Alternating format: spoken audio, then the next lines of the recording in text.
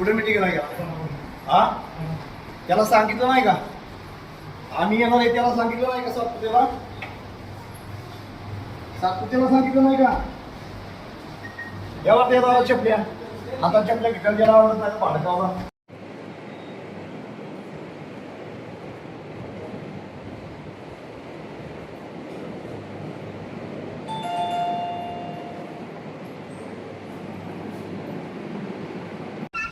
दोन ओळीचं लेखी द्या, अन्यथा मी इथनं जाणार नाही.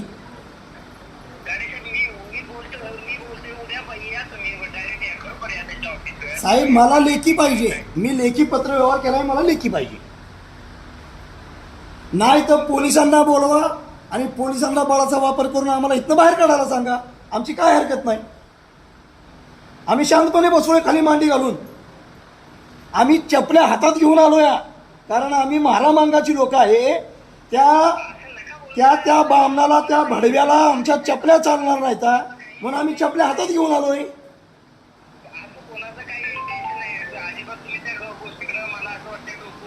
नाही, विषय तोच आहे. 35 वर्षात मला कुणाची वागणूक अशी भेटलेली नाही. ती वागणूक ह्या कुत्र्याने दिली, त्यामुळे अजून 2 गुन्हे दाखल झाले तरी हरकत नाही. त्याला बैठकीला बसायचं नसेल तर त्याला साताऱ्यात मी नागडा करून पाठवणार, त्यात बदल नाही काय. जरा साळुक्यांना बोला, मला 2 उत्तर द्यायला.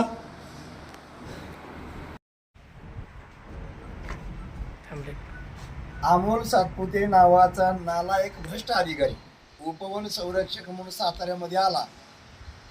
या डुक्कर तोंडाच्या अधिकाऱ्यानं सातारा जिल्ह्यामध्ये भ्रष्टाचाराचा जो नंगानाद चालवलेला आहे, याबाबत त्यानं सातारा जिल्ह्याचा पदभार स्वीकारल्यापासून ह्या क्षणापर्यंत त्या माकडाला आम्ही भेटण्याचा प्रयत्न करतो.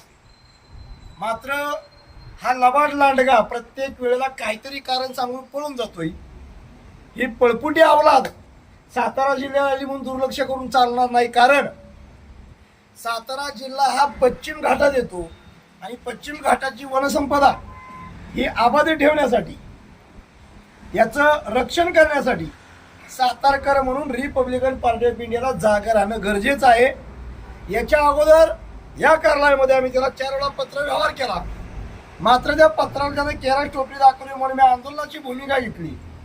मात्र या भिकारचोट अधिकाऱ्यानं जातीय मानसिकतेतून मुख्य दरवाजाला कुलूप घालायला लावलं आणि आम्हाला प्रवेश नाकारला. या कुत्र्याला माहिती आहे हे आंबेडकरी चळवळीतले कार्यकर्ते आहेत, हे दलित आहेत, हे रिपब्लिकन पार्टीचे कार्यकर्ते आहेत. मात्र जातीयवादी मुळव्यात फुटलेल्या ह्या सातपुतेनं आम्ही दलित आहोत म्हणून आम्हाला प्रवेश नाकारला. आम्ही घोषणाबाजी केली, त्याचा निषेध केला. त्यानं पोलीस स्टेशनला जाऊन वरिष्ठांवरती दबाव आणून खोटा गुन्हा दाखल केला. आम्ही कायदा मानणारे कार्यकर्ते आहोत, संविधान मानणारे कार्यकर्ते आहोत. मात्र हा जर कायदा मानत नसेल तर असल्या भिकारचोट अधिकाऱ्याला बुटाने सत्कार करायचा निर्णय आम्ही घेतला. तत्पूर्वीच आज 17 तारखेला आमचे जे काय अनुत्तरित प्रश्न आहेत त्या प्रश्नाच्या अनुषंगाने चर्चा करण्यासाठी 12 तारखेला पत्र व्यवहार केला आणि 17 तारखेला आम्ही बैठकीला येतोय म्हणून त्यांना रितसर कळवलं होतं. बर 12 तारखेला यांना कळवूनही हा भिकारचोट अधिकारी कोल्हापूरला पळून गेलेला आहे. आम्ही ज्यावेळेला कार्यालयात आलो आम्हाला सांगितलं साहेब कोल्हापूरला पळून गेलेला आहे. हालचाल रजिस्टर मागितलं, हालचाल रजिस्टरला कुठेही नोंद नाही. म्हणजे नियम, अटी, हाजरी, हालचाल रजिस्टरला नोंद, येणं जाणं हे फक्त सगळ्या कर्मचाऱ्यासाठी आहे. हा मात्र भिकारचोट कधी येणार नाही, कधी जाणार, ह्याला कुठल्याही स्वरूपाचं बंधन राहिलेलं नाही. आम्ही त्यांना सांगितलं होतं तुमचा अधिकारी जर पळून गेलाय तर तसा पत्र व्यवहार आम्हाला द्या किंवा उद्या बैठक करू म्हणून.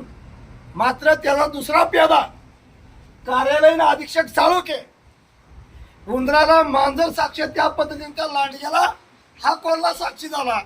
आतापर्यंत 10 पत्र व्यवहार या साळुकेने केले असतील. मात्र त्या लांडग्याच्या प्रेशर खाली हा कोल्हा घाबरला आणि आज अखेर यानं पत्र द्यायला आम्हाला नकार दिलेला आहे.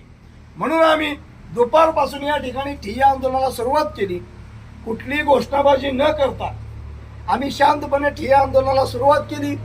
दुपारचा नाश्ता वडापाव इथं कार्यकर्त्यांनी खाल्ला आणि आज संध्याकाळी मुक्काम इथंच करायचा. आणि उद्या पुन्हा एकदा जोमानं कामाला लागायचा निर्णय घेतला. मात्र शाहूपुरी पोलीस चौकीचे सातारा शहर पोलीस स्टेशनचे वरिष्ठ पोलीस निरीक्षक मेत्रे साहेब यांचा बरोबर 3:34 आता मला फोन आला. आता 3:44 झाले. ते मेत्रे साहेबांनी सांगितलं जर ही कायदा मानत नसतील तर आम्ही पोलीस स्टेशनकडून यांना पत्र देतो आणि बैठकीचं नियोजन करतो. हा जातीवादी अधिकारी चंदन तस्करी चालू आहे, खैराच्या लाकडाची तस्करी चालू आहे, वनजीव शिकारी चालू आहेत, पार्ट्या चालू आहेत, दारू चालू आहे, वनवे लावणं चालू आहे, बेकायदेशीर कमिट्या स्थापन करून 100 कोटी लुटण्याचं काम चालू आहे. याच्या अगोदरची भिकारचोड अधिकारी येऊन गेली आदित्य भारद्वाज, तिने साताऱ्याला लुटलं. आता हा भाडकाव साताऱ्याला लुटायच्या तयारीत आहे. मात्र आम्ही कायदेशीर मार्गाने चाललो होतो, आम्ही रिस्पेक्टनी चाललो होतो. मात्र आम्ही दलित म्हणून जर आम्हाला प्रवेश नाकारत असेल तर याचं जातीवादी मूळव्याध बाहेर काढण्यासाठी रिपब्लिकन पार्टी ऑफ इंडियाने याला बुटानं मारण्याचा निर्णय घेतलेला आहे. मात्र सातारा शहर पोलीस चौकीचे सिनियर PI मेत्रे साहेबांचा फोन आला आणि त्यांनी आम्हाला सांगितलं आजचं आंदोलन थांबवा, त्यांच्या विनंतीला मान देऊन. कारण पोलीस हे कायद्याचे रक्षक असतात, कायदा सुव्यवस्था राखणे त्यांचं काम असतं. आणि आज अखेर रिपब्लिकन पार्टी ऑफ इंडियाला सातारा पोलिसांनी नेहमी सहकार्याचीच भावना दाखवलेली आहे.